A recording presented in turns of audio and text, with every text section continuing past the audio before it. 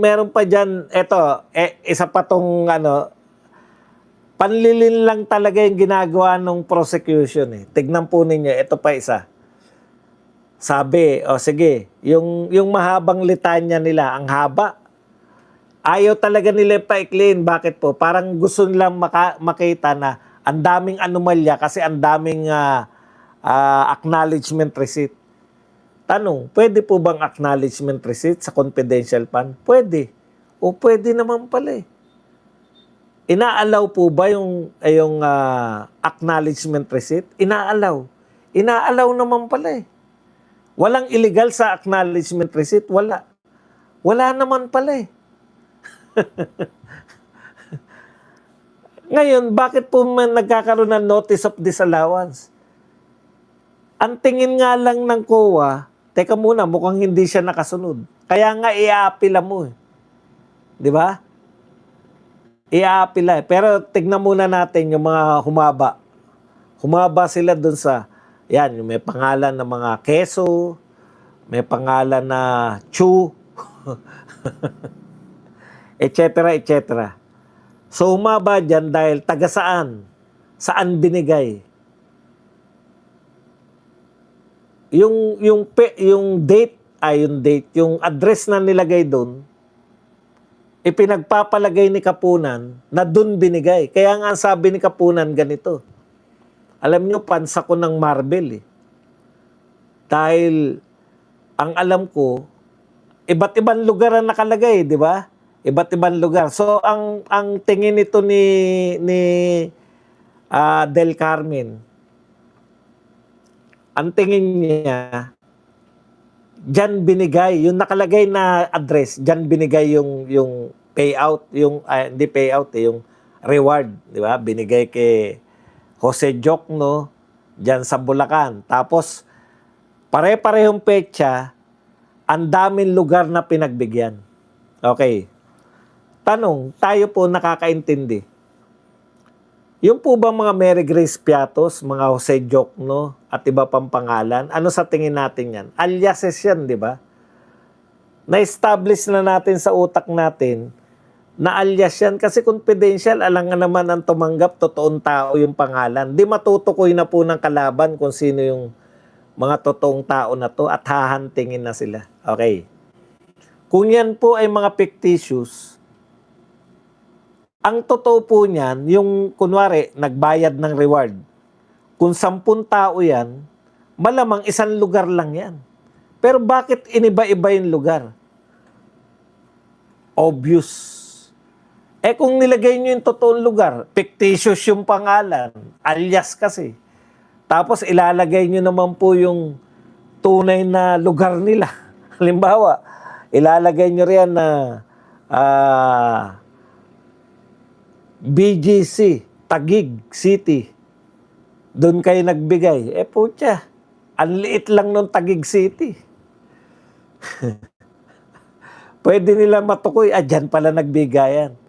Kaya ang dali pong ipaliwanag nung inaano ni Lorna eh. Ang sinasabi ni Lorna, kung iba-ibang lugar yan, si Superman ang kailangan mo. Ma'am Lorna, kunwari ka pa, fans ka ng Marvel. Ang Marvel po, wala po dyan si Superman. Ang Marvel po, sila Captain Marvel, sila Hulk, sila Spider-Man, sila Iron Man. Sa DC po si Superman. Magbibigay ka na lang ng kunwari ka pampas. Meron bang fans na hindi alam ang pagkakaiba ng Marvel at DC? Pati ba naman pagiging fans mo, niloloko mo pa kami. Wala pong fan na may pagkakamali na si Superman ay nasa Marvel. Buti pa sinabi mo, nanonood ka. Yan, nanonood ka lang.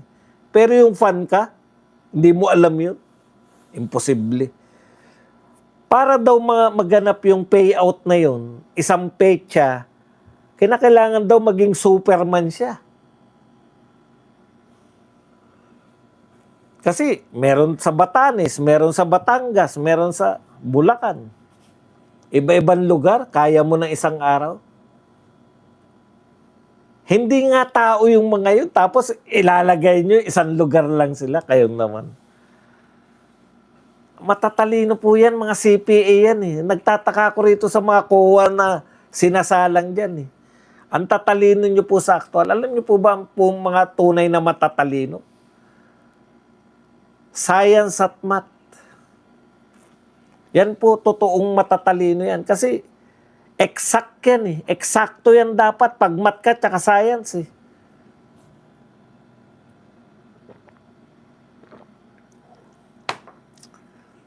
Yung mga matatalino sa Tokis, katulad ng mga abogado, katulad naming mga vlogger, nadadaan lang namin minsan sa Tokis eh. Pero yung mga yan, ang tunay na matatalino, ibig nyo sabihin, naniniwala kayo na iba-ibang lugar yan, yung pinaghatiran na reward. Pwede pong isang lugar lang yan. Alam nga namang ilagay nila yung tunay na lugar. Hindi nga nila nilagay yung tunay na pangalan, tapos nilagay naman nila yung address nila. Anong logic? Na ilalagay mo yung tunay mong address, pero ang pangalan mo, fictitious.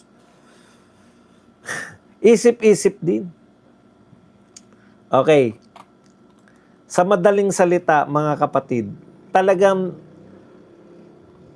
hindi po kayo, totoo po na kayo po ay hindi po kayo nagkamali ng sinuportahan. Wala pa pong napapatunayan na ninakaw si BP Sara. Oh, sige. Ibig sabihin, nasan na ngayon Badong? On appeal pa lang. Ano ibig sabihin niyang Badong?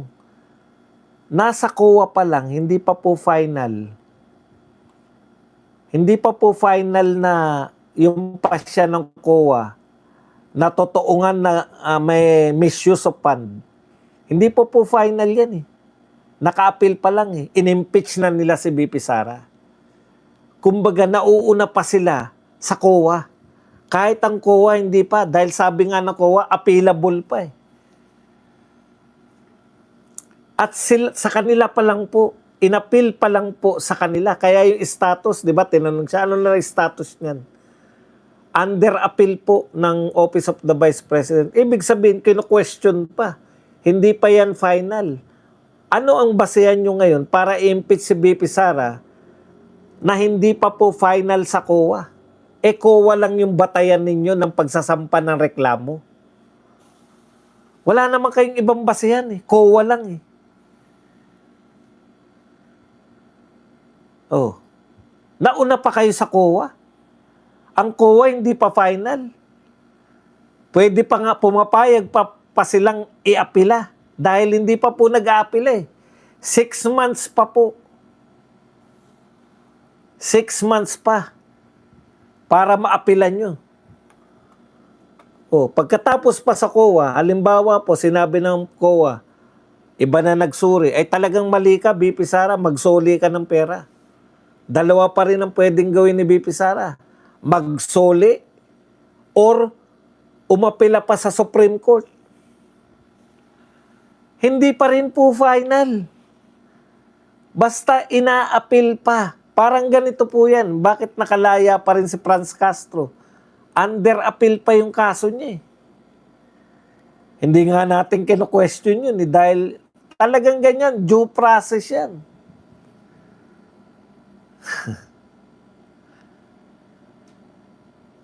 Ngayon, kung sakali po talaga na nakarating pa sa Supreme Court, pwede pa rin nga pong hindi magbayad si BP Sara kasi putya, in good faith. Alam niyo yung in good faith, hindi mo ninakaw eh.